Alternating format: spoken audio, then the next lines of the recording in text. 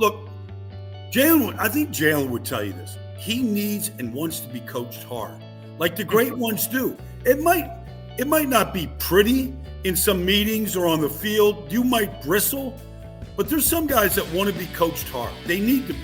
They need to be told, like, that's wrong. That's a bad decision. This is a better play. Like those things.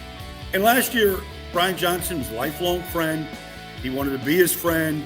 He didn't coach him hard, and I think that might change a little bit this year, and I think he'll benefit if they do that.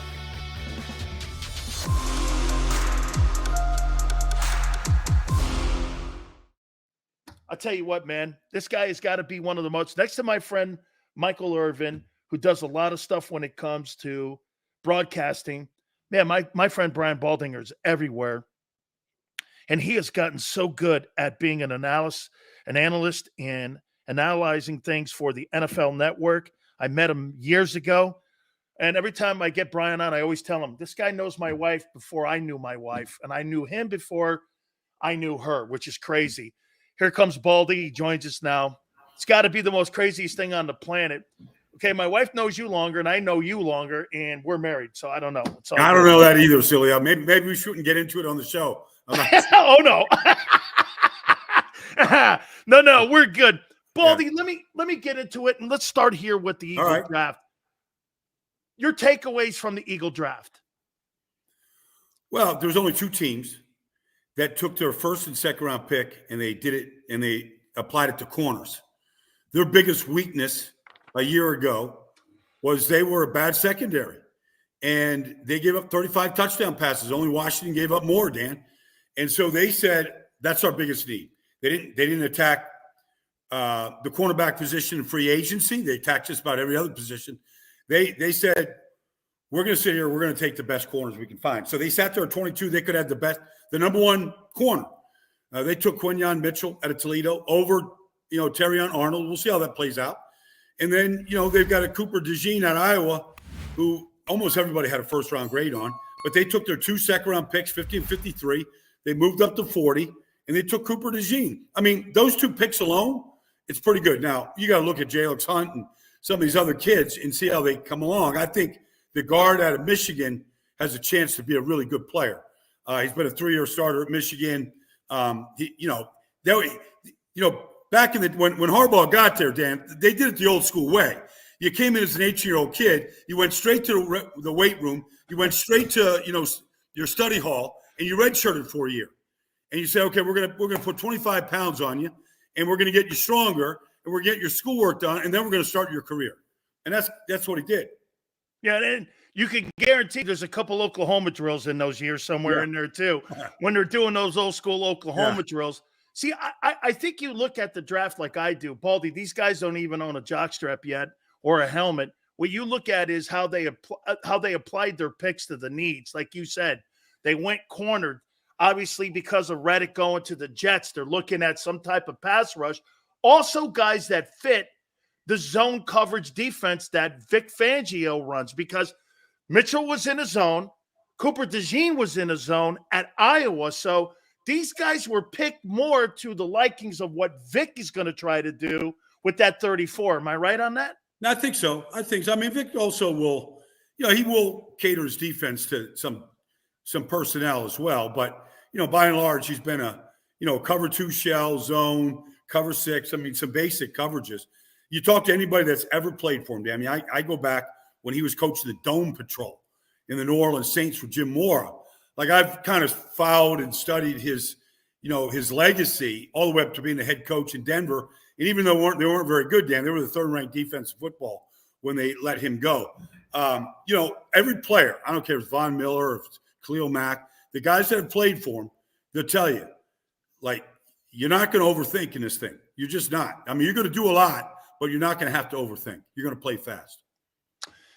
I'll say this to you, Baldy, and I saw some of your clips last year, and I'm sorry, bud.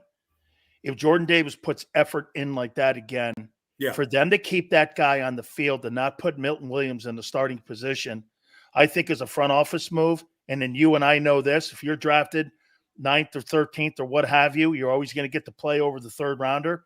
But that guy Look, I think him going to a nose guard, that should help him because that looks more like a true position. But he's got to show it this year, doesn't he? Yeah, he does. And, in this business, I said it when they drafted him. Like, I wasn't against drafting him, but I didn't think he was going to be a great value, Dan, because I didn't think he was going to give you a good pass rush.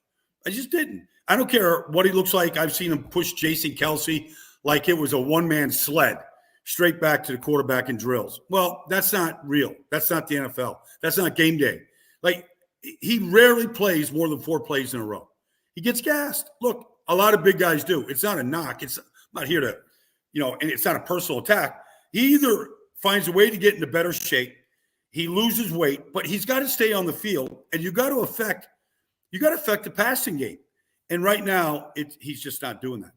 Yeah, you completely agree. At 9 sacks at Georgia, and when people go like this and you're talking production, he wasn't productive when he was at Georgia. He had 30 tackles in 4 years and 9 sacks. I'm like, dude, this guy, just because he ran a 4.78, exactly. I don't see it. Let me go over here to Jalen Hurts. Baldy, can you make an assessment and call Jalen Hurts an elite quarterback based off of 17 ball games? Well, he wasn't elite last year, but he was the year before. Okay. I mean, he was a legit, before he got hurt in Chicago in week 14 or 15. I mean, he was a legit MVP candidate. They were running the ball better than any other team in the league. A.J. Brown was putting up record numbers. Like, it was, I mean, they got within whiskers of winning a Super Bowl. I mean, he was legit. Now, he had a new coordinator, a lot of changes last year. Things didn't go well. He needs to be – look, I think Jalen would tell you this. He needs and wants to be coached hard, like the great ones do. It might not be pretty in some meetings or on the field. You might bristle, but there's some guys that want to be coached hard. They need to be. They need to be told, like, that's wrong. That's a bad decision. This is a better play. Like, those things. And last year, Brian Johnson was a lifelong friend. He wanted to be his friend. He didn't coach him hard, and I think that might change a little bit this year, and I think he'll benefit if they do that. Do you think, Brian, that's a style today with the young coordinators that we're seeing and the young coaches with all the analytics that they work with, analytics department, that coaches get in people's asses like they did when you and I were in the league, where they grab your face mask? Hey, kid, that sucks, calling you out publicly. I don't see that any longer by the new wave guys, and I think there's a different style of coaching these guys today. So, again, will he get that from a new guy? Because I don't remember Kellen Moore screaming at Dak. I mean, is he going to get that now? I think Andy Reid still coaches like that. Okay. I think Sean Payton still coaches like that. Like, I think there's certain guys. You think Kyle Shanahan coaches like that? I remember one time asking Jimmy Garoppolo. Jimmy's this good-looking guy, got a smile on his face. Look like he's got the world. But I tell him, I just told him one day down the field before a game, I said, man, Jimmy, it's good to be you. It's good to be Jimmy Garoppolo. And he goes, all right, Baldy, you come out to practice on Wednesday. And let me know how good I'm doing, all right? Because my coach is telling me something different. I still think there's a place for it. Like, you got to still love these guys up. But I think when you're winning a lot of games and you're winning Super Bowls and going to Super Bowls the way San Francisco, Kansas City, some of these teams are, the way, New Orleans competed year in, year out for a long time, I don't think you mind. I don't think guys mind if, guys are, coaches are up, where the sun don't shine and saying some things. Like, I think they can put up with it if they're winning. Couple last questions for you, Baldy. Nick Sirianni, I'm not a fan of. Mm-hmm. He's been kind of stripped of his play calling powers, whatever that meant. I mean, there's been a lot of change with the coordinators now. You can listen to them when they're talking, that there's going to be more implemented from Kellen Moore, and especially from Vic on the defensive side. Give me your take on him, because here's a guy that's been to 3 playoff runs. He's been to a Super Bowl, and yet he was fighting for his job in the offseason to stay in Philadelphia. I mean, who is he, and what does he mean to them as value to the Eagles? Well, I mean, look, he took over 4-11-1 team and had them in the playoffs the next year. Had them in the Super Bowl the year after. Had them at 10-1, and they collapsed last year. Okay, put it on Nick. The guy comes. His dad was a coach. His brother was a coach at W&J. His other brother's a high school coach. Like all he knows is coach. He was on basically a coaching golf vacation when he got the call from Jeffrey Lurie. And he's like, would you come and interview with us? Brandon Staley turned him down. All these guys turned the Eagles down. And he's like, yeah, I'll come over and talk with you guys. I just got to let you know. Like, I'm going to come in a suit and tie. I'm coming off the golf course. I think the guy understands kind of how to run a ship. He's got to be, but he does have to be tougher. They need a different approach this year. They're not coming off a Super Bowl. They're coming off an ugly collapse. I think they got to be tougher this whole offseason and throughout training camp. And I think if he does that, I know a lot of the guys on the team will respond. Two last questions. Jason Kelce, he made a comment last week, Baldy, that he said, last year I was telling Hurts where the internal pressure was coming from and where blitzing was coming from, and he struggled with it. Now you're adding Cam Jurgens into that. He's no longer in the mix. You've got less experience, and I'm not saying Cam's not going to be a good player, but what's the significant impact in your opinion, especially with the tush push? Think about it, Baldy. They start every sequence of series out 1st and 9. Yeah. When that guy was out there. Now may not be there any longer. What's the significance? Well, it is significant. I talked to Jeff Stoutland about it. Before Jalen Hurts ever became a Philadelphia Eagle, Carson Wentz went 36-38 on quarterback sneaks. There was a common denominator there. It was Kelce. It was Kelce getting under defensive tackles like yourself and getting movement. He's got rare lower body strength. He still does. And so that tush push might not be as effective. They might have to find different ways to get their yard. They've been the best in the league over the last 3 years doing it. That's that. You're going to miss Kelce. I think Cam Jurgens is a good football player. But I was saying somebody today, you're going to miss Kelce on Thursdays going through blitz pickup in meetings and in film session with Jalen. You're going to miss him game day when you got to get things fixed on the sideline because, damn it, you can't get that Mike linebacker blocked, Fred Warner's making every damn tackle. We got to get him blocked. How are we going to do it? Kelce was figuring that out. Now, Cam Jurgens might get there, but it'd be hard to think that he's going to start his career where Kelce ended his career. Finally here, I had Phil Simms on 2 weeks ago, and Phil said that Mekhi Becton, don't go to sleep on him.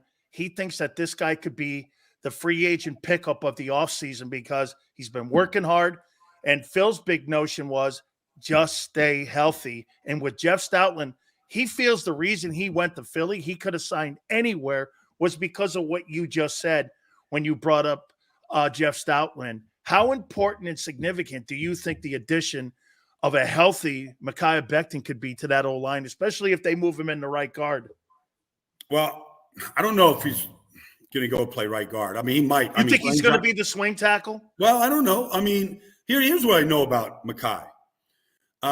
You have to go back to Jason Peters in his prime to find a more powerful player. Wow. In the offense. Maybe, look, they're Trent Williams. Larry Allen power? Rare power. Yes. He can't run like Larry Allen, but he's got that type of power at the point of attack. He can move bodies as well as anybody that's been in this sport for the last 10 years. Anybody. Now, can he do it on a consistent basis? Can he stay healthy? When something starts to bother him, is he going to fight through it? There's questions. Just the toughness. Look, I know Mekhi. So if Mekhi was here, I go, dude, you got to play tougher. You got to stay on the field. You can't come out. Now, he went 2 years with being hurt. The knee was bad. He had a game last year against Khalil Mack and Joey Bosa. He pitched a no-hitter. He stood tall against those guys, and he looked like Mekhi. I'm with you, and I'm with Phil. Mekhi could be, and believe me, Joe Douglas is looking at this deal going, they didn't want to do it, but they're like, we just gave him 4 years. We couldn't depend on him. He was an immature kid, and he was. But sometimes take the game away from a kid. Yeah. Get to the second team. Let's just see how important the game really is. And we might find that out. Okay. I know when you're talking about tough coaches, Stoutland ain't going to pussyfoot with this kid. He's just not going to do it. He's going to be up his butt. And because he knows it's his job to get it out of him. So he only knows one approach. So I think it's going to be a good marriage, but I want to see just, how long term. Okay. Off season, scuba or snorkeling for Baldy? What is your favorite activity when it comes? Because I see you in the water all the time. Yeah. I don't know if you have a spear, you're I got all that. fishing. I have no idea what the hell you're doing. Here's the deal, Dan. Like, I'm a free diver, and I love free diving. And put a spear gun in my hand, I'll go get you some lobster, I'll go get you some snapper, I'll do it. But I tore my damn tricep in the Bahamas a couple of weeks ago, and I just had it reattached. So, damn it, I'm out of the water until probably late June right now. So I'm like, I'm climbing the walls, as they like to say. I'm climbing the walls here. I can't get in there right now. Aquaman hurt. Baldy, thank you, brother. I appreciate you finding time for me, man. You always do. Thank you, brother. Elliot. I'll see you, buddy. You got it. That is Brian Baldinger, NFL Network. We so love that guy, man. Injured Baldy, man. Hey, and he didn't even have to show you the finger, too. Now he's got the chicken wing that's hurt, man. So we appreciate him doing that. Please hit the like button. Keep it here, National Football Show. If you missed any of today's show on the JAKIB Media channel, listen to the podcast on your way home. Available on YouTube, Apple, and Spotify.